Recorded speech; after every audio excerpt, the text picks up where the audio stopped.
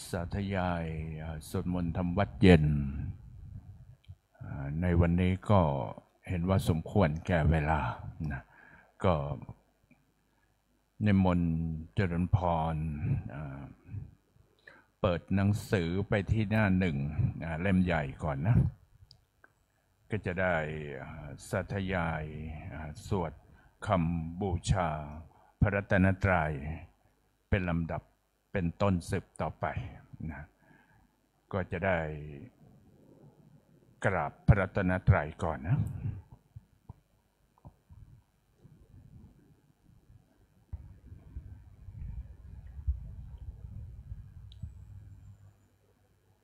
อัญชรีวันทาอภิวาทอัญชรีวันทาอภิวาทอัญชรีวันทาอภิวาท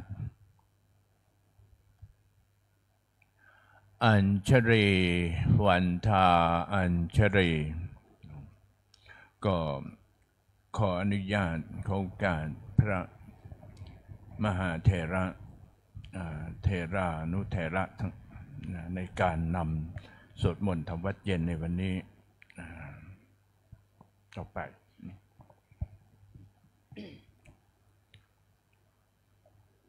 โยโสภะคะวะอะระหังสัมมาสัมพุทโธพระผู้มีพระภาคเจ้านั้นพระองค์ใดเป็นพระอรหันต์ดับเพลิงกิเลสเพลิงทุกข์สิ้นเชิงตรัสรู้ชอบได้โดยพระองค์เองสวากขาโตเยนะภะคะวะตาธัมโมพระธรรมเป็นธรรมอันพระผู้มีพระภาคเจ้าพระองค์ใดตรัสไว้ดีแล้วสุปฏิปันโนยัสสัมภะคะวะโตสาวกสังโฆพระสงฆ์สาวกของพระผู้มีพระภาคเจ้าพระองค์ใดปฏิบัติดีแล้วธัมมัยยังภคะวันตังสัทธัมมังสัทสังฆังอิเมหิสการเรหิยะทารังอโรปิเตหิอภิปูชยามะข้าพระเจ้าทั้งหลายขอบูชาอย่างยิ่งซึ่งพระผู้มีพระภาคเจ้าพระองค์นั้นพร้อมทั้งพระธรรมและพระสงฆ์ด้วยเครื่องสักการะทั้งหลายเหล่านี้อันยกขึ้นตามสมควรแล้วสาธุโนพันเตภควาสุจิราปะเรเนพุตโตเปข้าแต่พระองค์ผู้เจริญพระผู้มีพระภาคเจ้าแม้ปรินิพพานนานแล้วทรงสร้างคุณอันสำเร็จประโยชน์ไว้แก่ข้าพระเจ้าทั้งหลายปัจฉิมาชนตานุกรรมปมานัสสามทรงมีพระหฤทัยอนุเคราะห์แก่พวกข้าพระเจ้าอันเป็นชนรุ่นหลังอิเมสกาเลทุกขตปันนาการภูเตปฏิคันหาตุขอพระผู้มีพระภาคเจ้าจงรับเครื่องสักการะอันเป็นบรรณาการของคนยากทั้งหลายเหล่านี้อัมหากังเทครตังหิตายะสุขายะ เพื่อประโยชน์และความสุขแก่ข้าพเจ้าทั้งหลายตลอดกาลนานเถิดอรหังสัมมาสัมพุทโธภควาพระผู้มีพระภาคเจ้าเป็นพระอรหันต์ดับเพลิงกิเลสเพลิงทุกข์สิ้นเชิงตรัสรู้ได้ด้วยพระองค์เองพุทธังภควันตังอภิวาเทมิข้าพเจ้าอภิวาทพระผู้มีพระภาคเจ้าผู้รู้ผู้ตื่นผู้เบิกบานสวากขาโตภควตาธัมโมพระธรรมเป็นธรรมที่พระผู้มีพระภาคเจ้าตรัสไว้ดีแล้วธัมมังนัมมัสสามิข้าพเจ้านมัสการพระธรรมสุปฏิปันโนภควโตสาวกสังโฆพระสงฆ์สาวกของพระผู้มีพระภาคเจ้าปฏิบัติดีแล้วสังฆังนามามิข้าพเจ้านอบน้อมพระสงฆ์อันธรรมยังพุทธัสสะภะคะวะโตปุพพาคณมการังกโรมาเสนะโมตัสสะภะคะวะโตขอนอบน้อมแด่พระผู้มีพระภาคเจ้าพระองค์นั้นอะระหะโตซึ่งเป็นผู้ไกลจากกิเลสสัมมาสัมพุทธัสสะตรัสรู้ชอบได้โดยพระองค์เองนะโมตัสสะภะคะวะโตขอนอบน้อมแด่พระผู้มีพระภาคเจ้าพระองค์นั้นอะระหะโตซึ่งเป็นผู้ไกลจากกิเลสสัมมาสัมพุทธัสสะตรัสรู้ชอบได้โดยพระองค์เองนะโมตัสสะภะคะวะโตขอนอบน้อมแด่พระผู้มีพระภาคเจ้าพระองค์นั้นอะระหะโตซึ่งเป็นผู้ไกลจากกิเลสสัมมาสัมพุทธัสสะตรัสรู้ชอบได้โดยพระองค์เองเปิดหนังสือไปที่หน้า19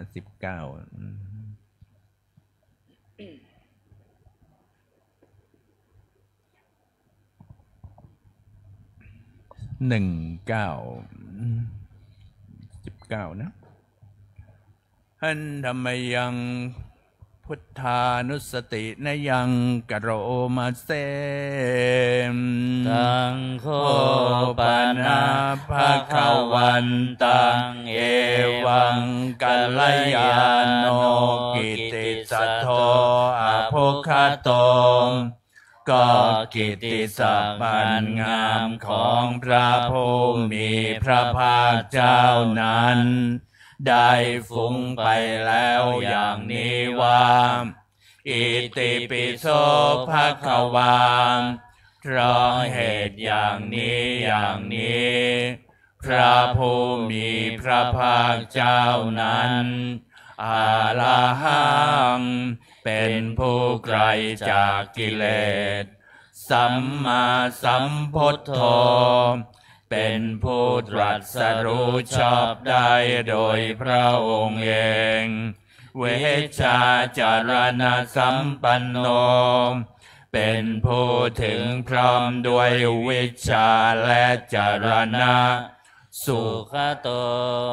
เป็นผู้ไปแล้วด้วยดี โลกวิทูเป็นผู้รู้โลกอย่างแจ่มแจ้งอนุตตรปุริสธรรมสารถิเป็นผู้สามารถฝึกบุรุษที่สมควรฝึกได้อย่างไม่มีใครยิ่งกว่าสัทธาเทวมนุษย์สานังเป็นครูผู้สอนของเทวดาและมนุษย์ทั้งหลายพุทโธเป็นผู้รู้ผู้ตื่นผู้เบิกบานด้วยธรรมภควาติเป็นผู้มีความจำเริญจำแนกคำสั่งสอนสัตว์ดังนี้นัมยังพุทธาภิกิติงกโรมัสเสพุทธวาระหันตวรตาทิคุณาภิยุตโตพระพุทธเจ้าประกอบด้วยคุณมีความประเสริฐแห่งอรหันตคุณเป็นต้นสุทธาภิญาณกรุณาหิสมาคตโตพระองค์อันประกอบด้วยพระญาณและพระกรุณาอันบริสุทธิ์โพเทสิโยสุชนะตังกัมลังวสุโลมพระองค์ใดทรงกระทำชนที่ดีให้เบิกบานดุจอาทิตย์ทำบัวให้บานวันธามหังตมรนังศิลสาทิแนนทังข้าพเจ้าไหว้พระชินสีห์ผู้ไม่มีกิเลสพระองค์นั้นด้วยเสียงกล่าวพุทโธโยสัพพปานีนังสารนังเขมมมุตตมังพระพุทธเจ้าพระองค์ใดเป็นสารณะอันเกษมสูงสุดของสัตว์ทั้งหลายปัทมานุสติฐานังวันธามิตังสิเรนังข้าพระเจ้าไหว้พระพุทธเจ้าพระองค์นั้นอันเป็นที่ตั้งแห่งความระลึกองค์ที่หนึ่งด้วยเสียงกล่าวพุทธัสสะหัสสมิทาโสวะพุทโธเมสามิกิสโรมข้าพระเจ้าเป็นทาสของพระพุทธเจ้าพระพุทธเจ้าเป็นนายมีอิสระเหนือข้าพระเจ้าพุทโธทุกขัสสะคาตาจวิทาตาจหิตัสสะเมพระพุทธเจ้าเป็นเครื่องกำจัดทุกข์และทรงไว้ซึ่งประโยชน์แก่ข้าพระเจ้าพุทธัสสะหังนิยาเทมิสริรันชีวิตันจิตังข้าพระเจ้ามอบกายถวายชีวิตนี้แด่พระพุทธเจ้าวันทันโตหังจริตสามิพุทธัสเสวสุโพธิตังข้าพระเจ้าผู้ไว้อยู่จากประพฤติตามซึ่งความตรัสรู้ดีของพระพุทธเจ้านาทิเม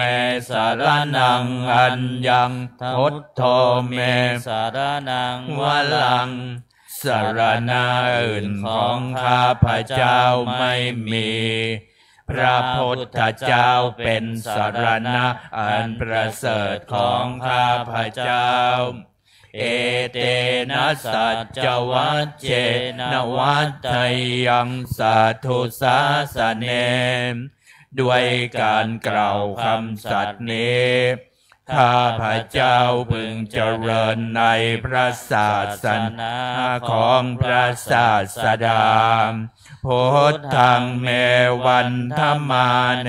นยังปุญญังปัสสุตังอิทา ข้าพระเจ้าผู้ไว้อยู่ซึ่งพระพุทธเจ้าได้ขวนขวายบุญใดในบัดนี้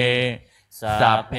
ปิอันตรายาเมมาเอตุงตัสสะเตชัสสาอันตรายทั้งปวงอย่าได้มีแก่ข้าพระเจ้าด้วยเดชแห่งบุญนั้นกายเยนะวาจายวเจตัสสาวาด้วยกายก็ดีด้วยวาจาก็ดีด้วยใจก็ดีพุทเทกุกัมมังปะกตังมยายังกรรมนาติเตียนันใดที่ข้าพระเจ้ากระทำแล้วในพระพุทธเจ้าพุทโธปฏิคันหตุอาจยันตังขอพระพุทธเจ้าจงงดซึ่งโทษล่วงเกินนั้นกาลันตะเลสังวลิตุงวะพุทเทเพื่อการสำรวมระวังในพระพุทธเจ้าในการต่อไปอันธรรมยังธรรมานุสตินะยังกโรมาเสสวาคาโตภะคะวะตาธัมโมพระธรรมเป็นสิ่งที่พระผู้มีพระภาคเจ้าตรัสไว้ดีแล้วสันทิฏฐิโกเป็นสิ่งที่ผู้ศึกษาและปฏิบัติพึงเห็นได้ด้วยตนเองอากาลิโกเป็นสิ่งที่ปฏิบัติได้และให้ผลได้ไม่จำกัดการเอหิปัสสิโกเป็นสิ่งที่ควรกล่าวกับผู้อื่นว่าท่านจงมาดูเถิดโอปานายิโกเป็นสิ่งที่ควรน้อมเข้ามาใส่ตัวปัจจตังเวทิตาโพวินโยหิติเป็นสิ่งที่ผู้รู้ก็รู้ได้เฉพาะตนดังนี้นัมมายังธรรมาภิคิติงกโรมาเสสวาคาตตาทิคุณายโยขาวเสนาเสยโยพระธรรมเป็นสิ่งที่ประเสริฐเพราะประกอบด้วยคุณคือความที่พระผู้มีพระภาคเจ้าตรัสไว้ดีแล้วเป็นต้นโยมังคปากปริยัตติวิโมกขเพโทเป็นทานงามจำแนกเป็นมรรคผลปริยัติและนิพพานธัมโมกุโรกปตนากัทัทธาริธาเรเป็นธรรมทรงไว้ซึ่งผู้ทรงธรรมจากการตกไปสู่โลกที่ชั่ววันธามหังตมหารังวาลธรรมเมตังข้าพระเจ้าไหว้พระธรรมอันประเสริฐนั้นอันเป็นเครื่องขจัดเสียซึ่งความมืดธัมโมโยสัพพปานินังสารนังเขมมุตตมังพระธรรมใดเป็นสารณะอันเกษมสูงสุดของสัตว์ทั้งหลายทุติยานุสติฐานังวันทามิตังสิเรนังข้าพระเจ้าไหว้พระธรรมนั้นอันเป็นที่ตั้งแห่งความระลึกองค์ที่สองด้วยเสียงกล่าวธัมมัสสาหัสสมิทาโสวัสธัมโมเมสามิกิสโรมข้าพระเจ้าเป็นทาสของพระธรรมพระธรรมเป็นนายมีอิสระเหนือข้าพระเจ้าธัมโมทุกขัสสะคาตาจวิทาตาจหิตัสสเม พระธรรมเป็นเครื่องกำจัดทุกข์และทรงไว้ซึ่งประโยชน์แก่ข้าพเจ้าธรรมสาหังนิยาเทมิสริรันชีวิตันจิตตังข้าพเจ้ามอบกายถวายชีวิตนี้แด่พระธรรมวันทันโตหังจริตสามิธรรมัสเสวัสสุธรรมตังข้าพเจ้าผู้ไว้อยู่จากประพฤติตามซึ่งความเป็นธรรมดีของพระธรรมนัตถิเมสารนังอัญญังธัมโมเมสารนังวลังสรณะอื่นของข้าพเจ้าไม่มีพระธรรมเป็นสรณะอันประเสริฐของข้าพเจ้าเอเตนะสัจจวัชเชนวัจจยังสัทธุสาสเนด้วยการกล่าวคำสัตย์นี้ข้าพเจ้าพึงเจริญในพระศาสนาของพระศาสดาธัมมังเมวันธมาเนนยังปุญญังปัสสุตังอิทธาข้าพเจ้าผู้ไว้อยู่ซึ่งพระธรรมได้ขวนขวายบุญใดในบัดนี้สัพพิปิอันตรายาเมมาเหสุงตัสสะเตชะสาอันตรายทั้งปวงอย่าได้มีแก่ข้าพเจ้าด้วยเดชแห่งบุญนั้นกายเยนะวาจายวเจตสาวามด้วยกายก็ดีด้วยวาจาก็ดีด้วยใจก็ดีธัมเมกุกัมมังปะกตังมะยายังกรรมนาติเตียนนันใดที่ข้าพเจ้ากระทำแล้วในพระธรรมธัมโมปฏิคันหตัวจยันตังขอพระธรรมจงงดซึ่งโทษล่วงเกินนั้นกาลันตะเลสังวลิตุงวัฏัมเมเพื่อการสำรวมระวังในพระธรรมในการต่อไปอันธรรมยังสังขานุสตินยังกโรมาเส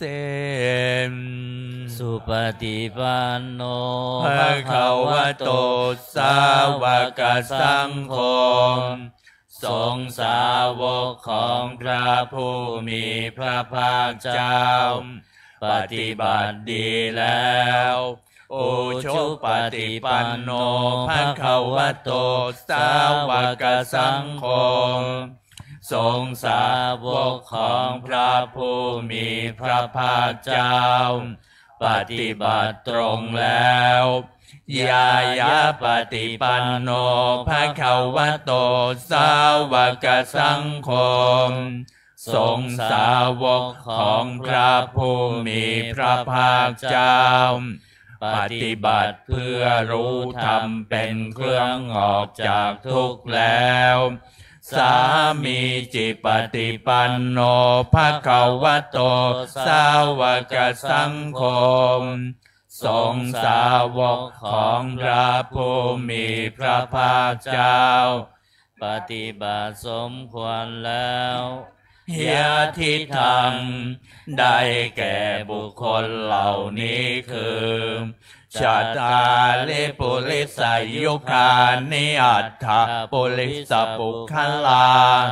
คู่แห่งบุรุษสี่คู่นับเรียงตัวบุรุษได้8บุรุษเอสะภะคะวะโตสาวกสังโฆนั่นแหละสงฆ์สาวกของพระผู้มีพระภาคเจ้าอาหุนายโยมเป็นสมควรแก่สักการะที่เขานำมาบูชาปาหุนายโยมเป็นสมควรแก่สักการะที่เขาจัดไว้ต้อนรับ ทักขินายโยมเป็นผู้ควรรับทักษิณาทานอัญชรีกาลนิยมเป็นผู้ที่บุคคลทั่วไปควรทำอัญชรีอนุตตรังปุญญเขตังโลกัสสติเป็นเนื้อนาบุญของโลกไม่มีนาบุญอื่นยิ่งกว่าดังนี้นมายังสังฆาภิคิติงกโรมาเสสัทธรรมโชสุปฏิปฏิคุณาทิยุตโตพระสงฆ์ที่เกิดโดยพระสัทธรรมประกอบด้วยคุณมีความปฏิบัติดีเป็นต้นโยทัพพิโทอริยบุคลสังฆเศโธเป็นหมู่แห่งพระอริยบุคคลนั้นประเสริฐ8 จำพวกศีลาทิธรรมปวลาสยกายจิตโตมีกายและจิตอันอาศัยธรรมมีศีลเป็นต้นอันบวรวันหามหังตมริยานาคนังสุทังข้าพระเจ้าไหว้หมู่แห่งพระอริยเจ้าเหล่านั้นอันบริสุทธิ์ด้วยดีสังโฆโยสัพพปาเนนังสารนังเขมมุตตมังพระสงฆ์หมู่ใดเป็นสารณะอันเกษมสูงสุดของสัตว์ทั้งหลายตติยานุสติฐานังวันทามิตังสิเรนังข้าพระเจ้าไหว้พระสงฆ์หมู่นั้นอันเป็นที่ตั้งแห่งความระลึกองค์ที่3ด้วยเสียงกล่าวสังคัสสะหัสสมิทาโสวะสังโฆเมสามิกิสโรมข้าพระเจ้าเป็นทาสของพระสงฆ์พระสงฆ์เป็นนายมีอิสระเหนือข้าพระเจ้าสังโฆทุกขัสสะคาตาจวิทาตาใจตัสสะเมพระสงฆ์เป็นเครื่องกำจัดทุกข์และทรงไว้ซึ่งประโยชน์แก่ข้าพระเจ้าสังฆัสสะหังนิยาเทมิสริรันชีวิตันจิตังข้าพระเจ้ามอบกายถวายชีวิตนี้แด่พระสงฆ์วันทันโตหังจริตสามิสังคัสโสปฏิปันนตังข้าพระเจ้าผู้ไว้อยู่จากประพฤติตามซึ่งความปฏิบัติดีของพระสงฆ์นาทิเมสารนังอัญญังสังโฆเมสารนังวลังสารณะอื่นของข้าพระเจ้าไม่มีพระสงฆ์เป็นสารณะอันประเสริฐของข้าพระเจ้าเอเตนะสัจจวัชเชนวัฏไทยังสาธุสาสเนด้วยการกล่าวคำสัตย์นี้ข้าพระเจ้าพึงเจริญในพระศาสนาของพระศาสดาสังฆังเมวันธมาเนนยังปุญญังปสุตังอิทาข้าพระเจ้าผู้ไว้อยู่ซึ่งพระสงฆ์ได้ขวนขวายบุญใดในบัดนี้สัพเพปิอันตดายามิมาเหสุงตัสสะเตชัสสาอันตรายทั้งปวงอย่าได้มีแก่ข้าพระเจ้าด้วยเดชแห่งบุญนั้นกายเยนวาจายวเจตสาวา ด้วยกายก็ดีด้วยวาจาก็ดีด้วยใจก็ดีสังเคกุกัมมังปะกตังมยายังกรรมหน้าที่เตือนนันใดที่ข้าพเจ้ากระทำแล้วในพระสงฆ์สังโฆปฏิคันหาตัวจยันตังขอพระสงฆ์จงงดซึ่งโทษล่วงเกินนั้นกาลันตะเลสังวลิตุงวสังเคเพื่อการสำรวมระวังในพระสงฆ์ในการต่อไป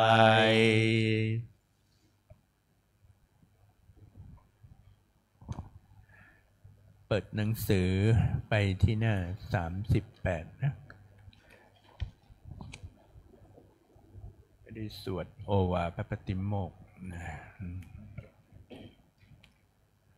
หันดเมยังโอวาปฏิโมกขคาทาโยพนามาเสสัพพะปาปัสสะการนังการไม่ทำบาปทั้งปวงกุศลสุปสัมปทาการทำกุศลให้ถึงพร้อม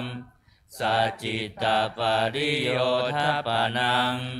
การชำระจิตของตนให้ขาวรอบเอตังพุทธานาสาสนังทำ3อย่างนี้เป็นคำสั่งสอนของพระพุทธเจ้าทั้งหลายขันติปะละมังตะโพติติฆาขันติคือความอดกลั้นเป็นธรรมเครื่องเผากิเลสอย่างยิ่งนิพพานังปะละมังวัฏันติพุทธาผู้รู้ทั้งหลายกล่าวพระนิพพานว่าเป็นธรรมมันยิ่งนาหิปภัชชิโตปรูปคาติผู้กำจัดสัตว์อื่นอยู่ไม่ชื่อว่าเป็นบรรพชิตเลยสามโนโหติปรังวิเหทยันโตผู้ทำสัตว์อื่นให้ลำบากอยู่ไม่ชื่อว่าเป็นสมณะเลยอนุปวาโทอนุปคาโตการไม่พูดร้ายการไม่ทำร้ายปาติโมกเขจะสังวโลการสำรวมในปาติโมกข์มาตัญยุตาจะภัตตสมิงความเป็นผู้รู้ประมาณในการบริโภคปันตัญจะสายนาสนังการนอนการนั่งในที่อันสงัดอาทิจิตเตจะอาโยโคความหมั่นประกอบในการทำจิตให้ยิ่งเอตังพุทธานาสาสนังทำ6อย่างนี้เป็นคำสั่งสอนของพระพุทธเจ้าทั้งหลายเปิดหนังสือไปย้อนไปหน้า27นะก็จะได้พิจารณาปัจจัย4นะอตีตปัจเจเวคขณะนะที่ได้ใช้สอยและบริโภคผ่านไปแล้วในวันนี้อันหามายังอตีตปัจเจเวคขณะปะทังพนามาเสนอาชามายาอปัจเจเวคิตวายังจีวรังปริพุตังจีวรใดอันเรานุ่งห่มแล้วไม่ทันพิจารณาในวันนี้ตังยาวะเทวสีตัสสะปฏิฆาตายะจีวรนั้นเรานุ่งห่มแล้วเพียงเพื่อบำบัดความหนาวอุณหสะปฏิฆาตายะเพื่อบำบัดความร้อนดังสมกะสวาตาตปสิริงสัพสัมปัสสานังปฏิฆาตายะ เพื่อบำบัดสัมผัสนั้นเกิดจากเหลือบยุงลมแดดและสัตว์เลื้อยคลานทั้งหลายยาวะเทวะหิริโกปินาปฏิชาธนาทังและเพียงเพื่อปกปิดอวัยวะอันให้เกิดความละอายอาชมยาปัจเจเวคิตวะโยคินทปาโตปริพุโตบิณฑบาตใดอันเราฉันแล้วไม่ทันพิจารณาในวันนี้โสเนวัฏวายะบิณฑบาตนั้นเราฉันแล้วไม่ใช่เป็นไปเพื่อความเพลิดเพลินสนุกสนานนามาทายะไม่ใช่เป็นไปเพื่อความเมามันเกิดกำลังพลังทางกายนามันดานายะไม่ใช่เป็นไปเพื่อประดับนาเวโภสนายะไม่ใช่เป็นไปเพื่อตกแต่งยาวะเทวะอิมัสสกายสัทธิติยาแต่ให้เป็นไปเพื่อความตั้งอยู่ได้แห่งกายนี้ยาปนายะเพื่อความเป็นไปได้ของอัตภาพเวเหงสุปรติยาเพื่อความสิ้นไปแห่งความลำบากทางกายพระมจาริยานุขายะเพื่ออนุเคราะห์แก่การประพฤติพรหมจรรย์อิติปุรานันจะเวทนังปฏิหังคามิด้วยการทำอย่างนี้เราย่อมระงับเสียได้ซึ่งทุกขเวทนาเก่าคือความหิวนาวันจะเวทนังนาอุปาเทสามิและไม่ทำทุกขเวทนาไม่ให้เกิดขึ้นยาตราจะเมภวิสติอนวัชชตาจะพาสุวิหาโลจาติอันหนึ่งความเป็นไปโดยสะดวกแห่งอัตภาพนี้ด้วยความเป็นผู้หาโทษมิได้ด้วยและความเป็นอยู่โดยผาสุกด้วยจักมีแก่เราดังนี้อัจฉมยาปัจเจเวคิตวายังเสนาสนังปริพุตังเสนาสนะใดเราใช้สอยแล้วไม่ทันพิจารณาในวันนี้ตังยาวันเทวสีตัสสะปฏิฆาตายาเสนาสนะนั้นเราใช้สอยแล้วเพียงเพื่อบำบัดความหนาว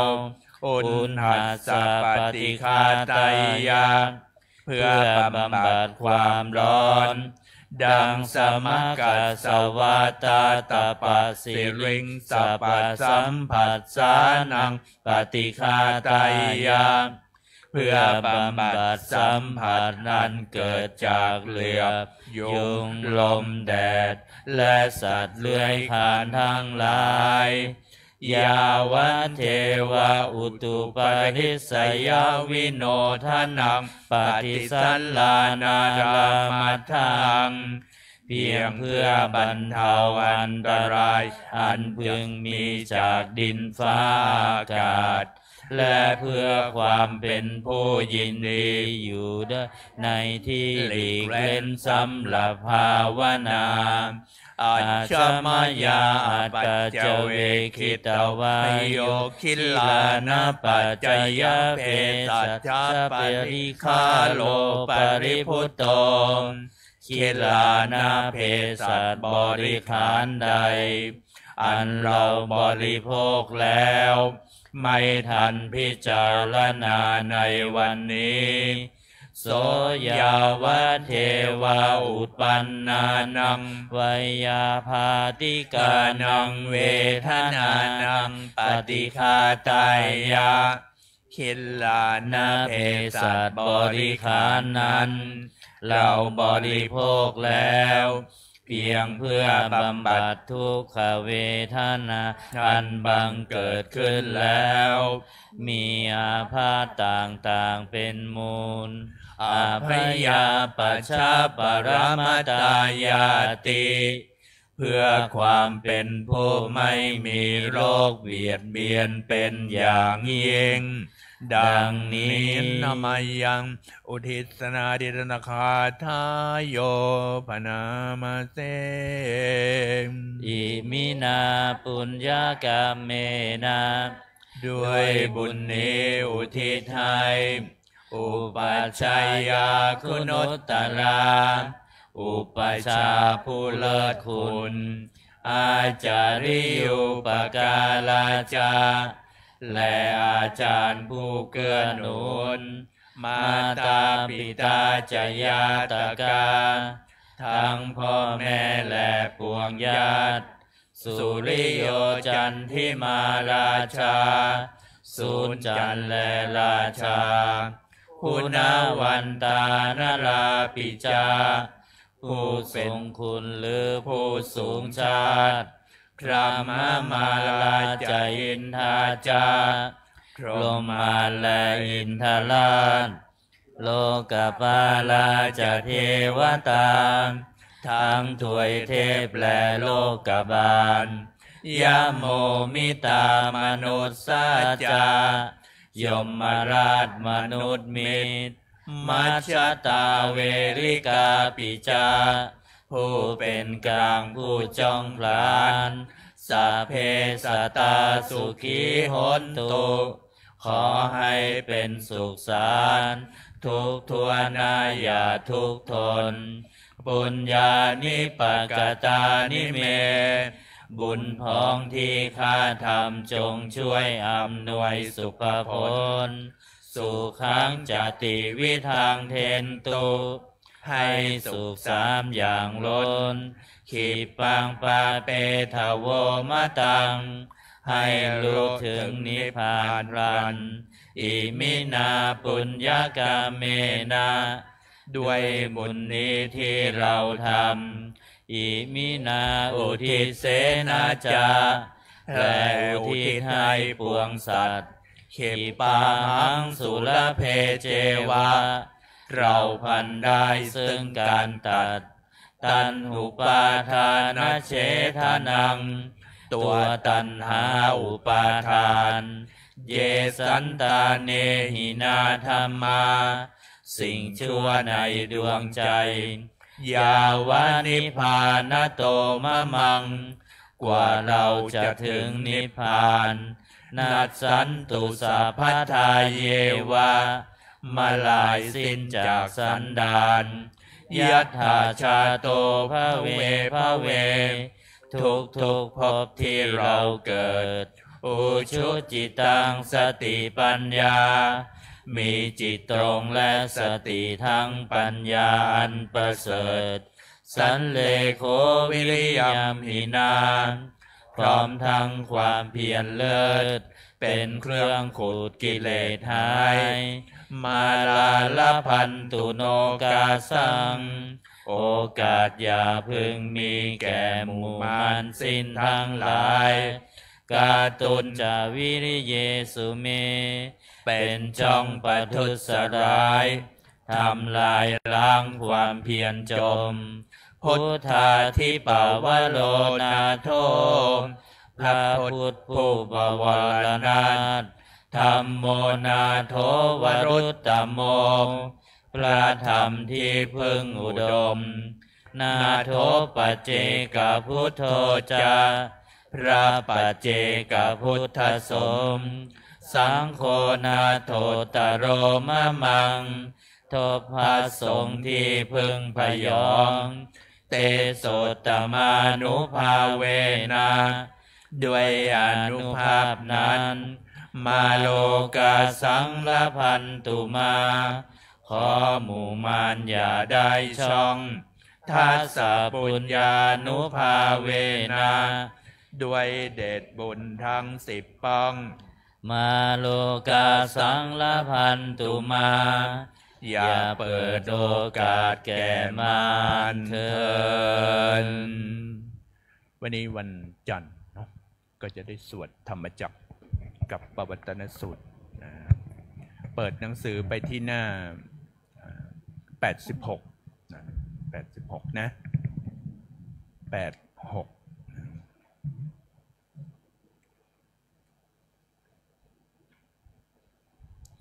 86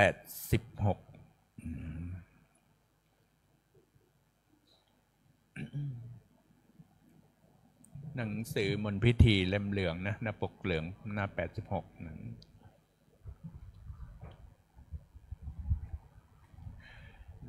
นะโมตัสสะภะคะวะโตอะระหะโตสัมมาสัมพุทธัสสะนะโมตัสสะภะคะวะโตอะระหะโตสัมมาสัมพุทธัสสะนะโมตัสสะภะคะวะโตอะระหะโตสัมมาสัมพุทธัสสะพุทธังสรณังคัจฉามิธัมมังสรณังคัจฉามิสังฆังสรณังคัจฉามิทุติยัมปิพุทธังสรณังคัจฉามิทุติยัมปิธัมมังสรณังคัจฉามิทุติยัมปิสังฆังสรณังคัจฉามิตติยัมปิพุทธังสรณังคัจฉามิตติยัมปิธัมมังสรณังคัจฉามิตติยัมปิสังฆังสรณังคัจฉามิเดี๋ยวจะได้ขึ้นบทขัดก่อนเนาะไม่ต้องว่าตามนะอโนตัลลังอภิสัมโพเทงสัมโพชิตวานตัทธังคัตโตมปัตถมังยังอันเทเสสิธรรมจักกังอโนตัลลังสัมมาเทวะปวัตเตนโตโลเกอปฏิวัตติยังยัตถา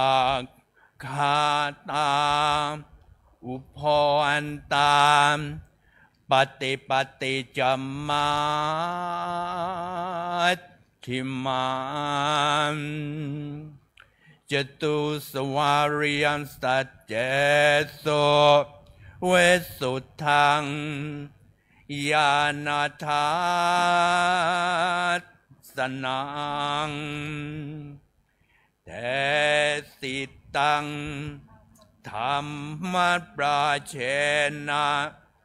สัมมาสัมโพธิเกตนังนาเมนาวิสุตตังสุตตังธรรมจักกัปปวัตตนังวายากรณปาเทนะสังคีตันตัมพนามเสเอวเมสุตังเอกังสมัยยังภะคะวาภาลานั สิยังวิหารติอิสิปตะเนมิคาทาเยตรัสโคภควาปัญจวัคคีเยภิกขุอามันเตสิทเวเมภิกขเวอันตาปะภัชชิเตนะนะเสวิตัสภายโยจายังกาเมสุกามสุขันลิกานุโยโคหินกคัมโมปุตโธชนิโกอนาริโยอนัตตสันหิโตโยจายังอัตตกิลมัฏฐานุโยโคทุกโขอนาริโยอนัตตสันหิโตเอเตเตภิกขเวอุปโภอันเตอนุปคัมมมัชฌิมาปฏิปทาตถาคเตนะอภิสัมพุทธาจักขุการณีญาณการณีอุปสัมมายะอภิญญายะสัมโพธายะนิพพานายะสังวัตตติกตมาจัสสาภิกขเวมัชฌิมาปฏิปทาตถาคเตนะอภิสัมพุทธาจักขุการณีญาณการณีอุปสัมมายะอภิญญายะสัมโพธายะนิพพานายะสังวัตตติอายะเมวะอริโยอันทังทิโกมัคโคสัยยทิทังสัมมาทิฏฐิสัมมาสังกัปโปสัมมาวาจาสัมมากัมมันโตสัมมาอาชีโวสัมมาวายามโม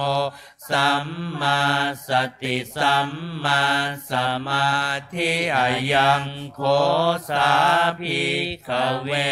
มัชฌิมาปฏิปทาตถาคเตนะอภิสัมพุทธาจักขุการณีญาณการณีอุปสัมมายะภิญญายะสัมโพธายะนิพพานายะสังวัตตติทังโคปนะภิกขเวทุกขังอริยสัจจังชาติปิทุกขาชราปิทุกขามรณะปิทุกขังโสกปริเทวทุกขโทมนัสสุปายาสาปิทุกขาปิเยหิสัมปโยโคทุกโขปิเยหิวิปโยโคทุกโขยัมปิชังนาลภติตัมปิทุกขังสังกิเตนะปัญจุปาทานักขันธาทุกขาอิทังโคปนะภิกขเวทุกขสมุทัยโยอริยสัจจังยายังตัณหาปนโนภวิกานันทิราคสหคตาตรัสตราพินันทินีสายยทิทังกามตัณหาภวตัณหาวิภวตัณหาอิทังโคปนะภิกขเวทุกขานิโรธโธอริยสัจจังโยตัสสะเยวตัณหายะเสสวิลาคานิโรธโธจักโค ปฏินิสสัตโคมุตติอนาลโยอิทังโคปนาภิกขเวทุกขานิโรธคามินีปฏิปทาอริยสัจจังอายเมวะอริโยอัตถังคิโกมัคโคไสยทิทังสัมมาทิฏฐิสัมมาสังกัปโปสัมมาวาจาสัมมากัมมันโตสัมมาอาชีโวสัมมาวายามโมสัมมาสติสัมมาสมาธิทังทุกขังอริยสัจจันติเมภิกขเวบุพเพอนันโนสุเตสุธรรมเมสุจักขุงอุทธปาทิญาณังอุทธปาทิปัญญาอุทธปาทิวิชชาอุทธปาทิอาโลโกอุทธปาทิตังโคปนิทังทุกขังอริยสัจจังปริญญายันติเมภิกขเวปุพเพอนันโนสุเตสุธรรมเมสุจักขุงอุทธปาทิญาณังอุทธปาทิปัญญาอุทธปาทิวิชชาอุทธปาทิอาโลโกอุทธปาทิตังโคปนิทังทุกขังอริยสัจจังปริญญาตันติเมภิกขเวปุพเพอนันโนสุเตสุธรรมเมสุจักขุงอุทธปาทิญาณังอุทธปาทิปัญญาอุทธปาทิวิชชาอุทธปาทิอาโลโกอุทธปาทิทังทุกขสมุทัยโยอริยสัจจันติเมภิกขเวปุพเพอนันโนสุเตสุธรรมเมสุจักขุงอุทธปาทิญาณังอุทธปาทิปัญญาอุทธปาทิวิชชาอุทธปาทิอาโลโกอุทธปาทิตังโคปนิทังทุกขสมุทัยโยอริยสัจจังปหาตัฏพันติเมภิกขเวปุพเพอนันโนสุเตสุธรรมเมสุจักขุงอุทธปาทิญาณังอุทธปาทิปัญญาอุทธปาทิวิชชาอุทธปาทิอาโลโกอุทธปาทิตังโคปนิทังทุกขสมุทัยโยอริยสัจจังปะเหนันติเมภิกขเวปุพเพอนันโนสุเตสุธรรมเมสุจักขุงอุทธปาทิญาณังอุทธปาทิปัญญาอุทธปาทิวิชชาอุทธปาทิอาโลโกอุทธปาทิอิทังทุกขานิโรโธอริยสัจจันติเมภิกขเวปุพเพอนันโนสุเตสุธรรมเมสุจักขุงอุทธปาทิญาณังอุทธปาทิปัญญาอุทธปาทิวิชชาอุทธปาทิอาโลโกอุทธปาทิตังโคปนิทังทุกขานิโรโธอริยสัจจังสัจฉิกาตัฏพันติเมภิกขเวปุพเพอนันโนสุเตสุธรรมเมสุจักขุงอุทธปาทิญาณังอุทธปาทิปัญญาอุทธปาทิวิชชาอุทธปาทิอาโลโกอุทธปาทิตังโคปนิทัง ทุกขานิโรโธอริยสัจจังสัจจิกตันติเมภิกขเวปุเพอนันโนสุเตสุธรรมเมสุจักขุงอุทธปาทิญาณังอุทธปาทิปัญญาอุทธปาทิเวชชาอุทธปาทิอาโลโก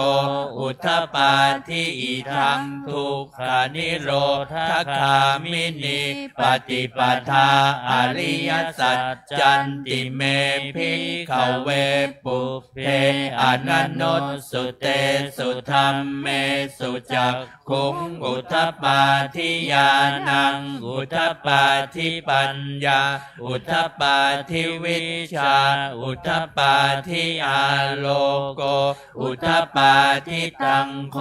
ปนิทังทุกขานิโรธคามินีปฏิปทาอริยสัจจังภาเวตัพพันติเมภิกขเวปุเพอนันโนสุเตสุธรรมเม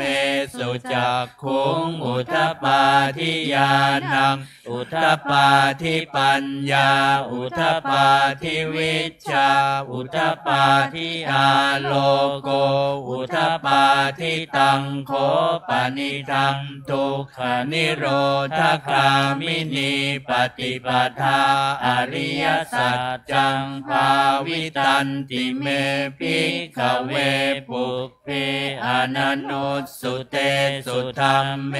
สุจักขุงอุทธปาทิญาณังอุทธปาทิปัญญาอุทธปาทิวิชชาอุทธปาทิอาโลโกอุทธปาทิยาวกีวันจะเมภิกขเวอิเมสุจตุสุอริยสัจเจสุเอวันติปริวัตตังทวาทัสสากาลังยะถาภู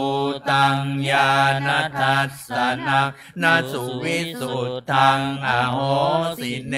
วตาวาหังภิกขเวสัทเทวเกโลเกสมาระเกสพรัมมะเกสัสสมณพรหมนิยาปัจจายสัทเทวมนุสสายอนุตตรังสัมมาสัมโพธิงอภิสัมพุทโธ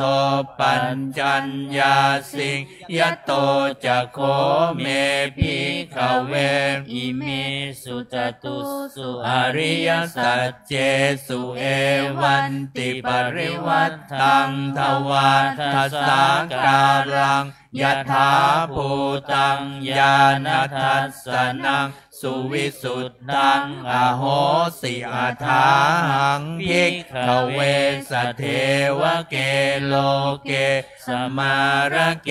สพรัมมะเกสัสสมณพรหมนิยาปัจจายสัทเทวมนุสสายอนุตตรังสัมมาสัมโพธิงอภิสัมพุทโธปัญจัญญาสิงญาณัญจปนเมทัสสนังอุทธปาทิอกุปปาเมวิมุตติอายมันติมาชาตินัตถิธานิปุนัพพโวติธัมมโวจะภควาอัตตมนาปัญจวัคคียาภิกขุภควโตภาสิตังอภินันทุงอิมัสสมินจะปนวัยยกรณัสสมิงพัญญมาเนอายัสสมะตงโกดัญญัสสวิรชังวิตมะลังธรรมจักขุงอุทธปาทิยังกินจิตมุทัยธรรมังสัพพันตังนิโรธธรรมันติปวัตติเตจัพพะคะวตาธรรมจักเกปุมมาเทวาสัทธมนุสสาเวสุงเอตัมภคะวตาภาลานาสิยังนิสิปตะเนมิคทาย อนุตตรังธรรมจักกังปวัตติตังอัปปติวัตติยังสัมมเนนวาพรหมเนนวาเทเวนวามาเลนวาพระมุนาวาเกณจิวาโลกัสสมิติเตโอมมานังเทวานังสัทธังสุตวาจาตุมมหาราชิกาเทวาสัทธมนุษสาเวสุงจาตุมมหาราชิกานังเทวานังสัทธังสุตวาตาวติงสาเทวาสัทธมนุษสาเวสุงตาวติงสานังเทวานังสัทธังสุตวายามาเทวาสัทธมนุษสาเวสุงยามานังเทวานังสัทธังสุตวาดุสิตาเทวาสัทธมนุษสาเวสุงดุสิตานังเทวานังสัทธังสุตวานิมมานารติเทวาสัทธมนุษสาเวสุงนิมมานารตินังเทวานังสัทธังสุตวาปารานิมมิตวาสวัตติเทวาสัทธมนุษสาเวสุงปารานิมมิตวาสวัตตินังเทวานังสัทธังสุตวาพระมปาริสัทธาเทวาสัทธมนุษสาเวสุงพระมปาริสัทธานังเทวานังสัทธังสุตวาพระมปโรหิตาเทวาสัทธมนุษสาเวสุงพระมปโรหิตานังเทวานังสัทธังสุตวามหาพรหมเทวาสัทธมนุษสาเวสุงมหาพรหมานังเทวานังสัทธังสุตวาปริตาภาเทวาสัทธมนุษสาเวสุงปริตาภานังเทวานังสัทธังสุตวาอัปปมานาภาเทวาสัทธมนุษสาเวสุงอัปปมานาภานังเทวานังสัทธังสุตวาอาภัสราเทวาสัทธมนุษสาเวสุงอาภัสรานังเทวานังสัทธังสุตวาปริตาสุภาเทวาสัทธมนุษสาเวสุงปริตาสุภานังเทวานังสัทธังสุตวาอัปปมาณสุภาเทวาสัทธมนุษสาเวสุงอัปปมาณสุภานังเทวานังสัทธังสุตวาสุภกินนาหกาเทวาสัทธมนุษสาเวสุสุภกินนาหกานังเทวา นังสัทธังสุตวาเวหาภลาเทวาสัทธมนุสสาเวสุงเวหาภลานังเทวานาสัทธังสุตวาอวิหาเทวาสัทธมนุสสาเวสุอวิหานังเทวานังสัทธังสุตวาอัตตปาเทวาสัทธมนุสสาเวสุอัตตปานังเทวานังสัทธังสุตวาทุทัสสะเทวาสัทธมนุสสาเวสุทุทัสสะนังเทวานังสัทธังสุตวาทุทัสสิเทวาสัทธมนุสสาเวสุสุทัสสินังเทวานังสัทธังสุตวาอากนิทกาเทวาสัทธมนุสสาเวสุงเอตัมภควตาภาลานาสิยังอิสิปตะเนมิขทาเยอนุตตรังธัมมจักกังปวัตติตังอัปปติวัตติยังสามเณรวาพรหมเณรวาเทเวนวามาเลนวาพรหมุนาวาเกณจิวาโลกัสสมิเตอิติหะเตนะเตนะเตนะโมหุตเตนะยาวะพรหมโลกาสัทโธอัปภุคัจฉิอายัญจะทัสสะสหัสสีโลกธาตุสังกัมปิสัมปะกัมปิสัมปะเวทิอัปปมาโนจะโอลาโลโอภาโสโลเกปาตุระโหสิอติกัมเมวะเทวานังเทวานุภาวังอัฏฐโคภควา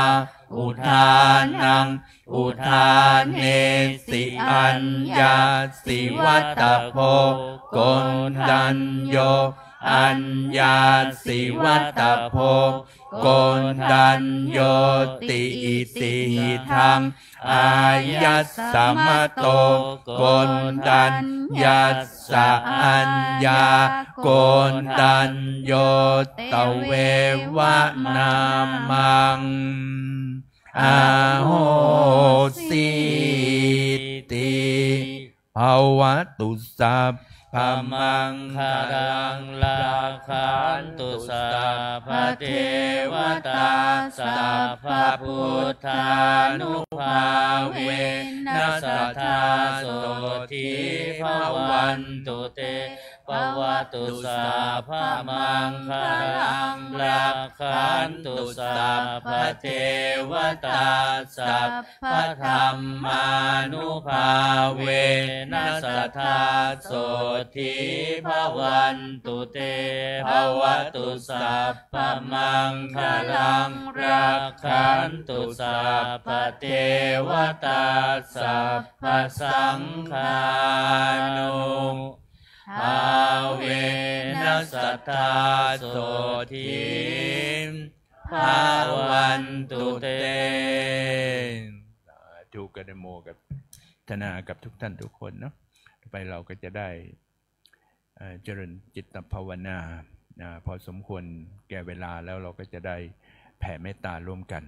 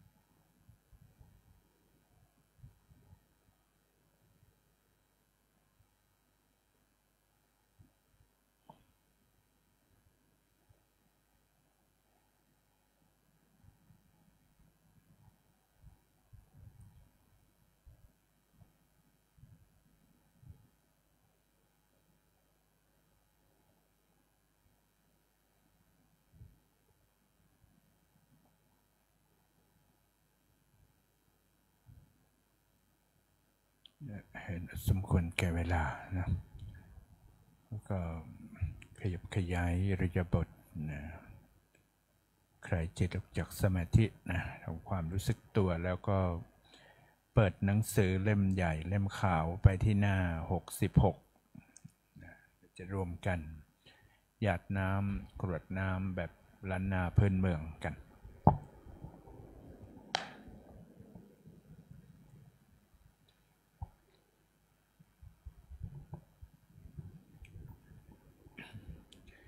อิทังทานากัมมังนิพพานาปัจจโยโหตุโนนิจังอิทังศีลกัมมังนิพพานาปัจจโยโหตุโนนิจังอิทังภาวนากัมมังนิพพานาปัจจโยโหตุโนนิจังยังกินจิกุสลังกัตตพังกัมมังสัพเพหิอัมเมหิกตังปุญญังโนอนุโมทันตุสุนันตุพนโตเยเทวาอัสสมิงคาเนอาทิคาตาทิคายุกาสัทธาหนตุสัพสัตตาสุขีอัตตานังปาริหารันตุมาตาปิตาสุขีตาหนตุทุกขาปามุจจันตุสัพเพตากาสุขีตาหนตุทุกขาปามุจจันตุสัพเพอายาตากาสุขีตาหนตุทุกขาปามุจจันตุสัพเพปิสาสัพเพยัคขาสัพเพเปตาสุขีตาหนตุทุกขาปามุจจันตุสัพเพนาคาตาสุขีตาหนตุทุกขาปามุจจันตุสัพเพวาสุขีตาหนตุทุกขาปามุจจันตุสัพเพอาจาริยุปัจจายาสุขิตาหนตุทุกขาปามุจจันตุสัพพสัมปติยุสัมมิชันตุโวมนคุบเข่าวันธามิพุทธังสัพพะเมวะโทสังฆามัทธาเมพันเตวันธามิธัมมังสัพพะเมวะโทสังฆามัทธาเมพันเตวันธามิสังฆังสัพพะเมวะโทสังฆามัทธาเมพันเตวันธามิคารุอุปัสสยาจาริเยสัพพะเมวะโทสังฆามัทธาเมพันเตวันธามิกัมมัฏฐานังสัพพะเมวะโทสังฆามัทธาเมพันเตวันธามิอาลาเมภัทธาสีมาสัพพะเมวะโทสังฆามัทธาเมพันเตวันธามิติยัมสัพพังสัพพะทาเนสุปาติทิตาสาลีลาธาตุมหาโพธิงพุทธาลูปังสักการังสัทธานาคาโลเกเทวาโลเกพรัมมาโลเกชัมพูทิเปลังกาทิเปสา ลีลาธาตุโยเกสาธาตุโยอาลาหันตาธาตุโยเจติยังคันทะกุติงจตุลาสิติสาหัสเสธัมมขันเทสะเพสังปาทะเจติยังอาหังวันทามิสัพพัสโสอัญชรีวันทาอภิวาทอัญชรีวันทาภิวาทอัญชรีวันทาอภิวาทอัญชรีวันทาอัญชรีมอบกราบลงวันทาน้อยนะสาธุวันทามิพันเตสัพพังอัปปาราทังกามทาเมพันเตมยากตังปุญญังสามินาอนุโมทิตาพังสามินากตังปุญญังไมหังทาทัพพังสาธุสาธุอนุโมทามิอัญชรีวันทาภิวาทอัญชรีวันทาภิวาทอัญชรีวันทาภิวาทอัญชรีวันทาอัญชรีกับพระรัตนตรัยอะระหังสัมมาสัมพุทโธภควาพุทธังภควันตังอภิวาเทมิสวากขาโตภควตาธัมโมธัมมังนามัสสามิสุปฏิปันโนภควโตสาวกสังโฆสังฆังนามามินิมนต์พระสงฆ์กับพระมหาเถระพระอาจารย์พระครูวินัยธรอินจันทร์กันโตภาโสสมณเณรไม่ชียุคีกราบทีหลังนะครับ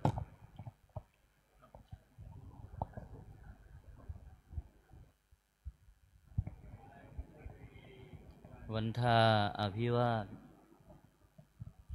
อัญชลีวันทาอภิวาทอัญชลีวันทาอภิวาทอัญชลีวันทาอัญชลีขอเชิญแม่ชีและโยคีทุกท่านน้อมกราบท่านพระครูวินัยธรอินจันทร์กันโตภาโสผู้ช่วยเจ้าอาวาสวัดลำเปิงตะโปธารามพระวิปัสสนาจารย์ค่ะอัญชลีวันทาอภิวาท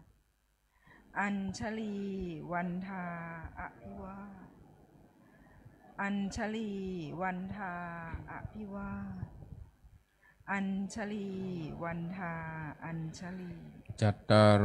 ธรรมวัฏันติอายุวันโนสุขังภะลังสาธุสาธุสาธุ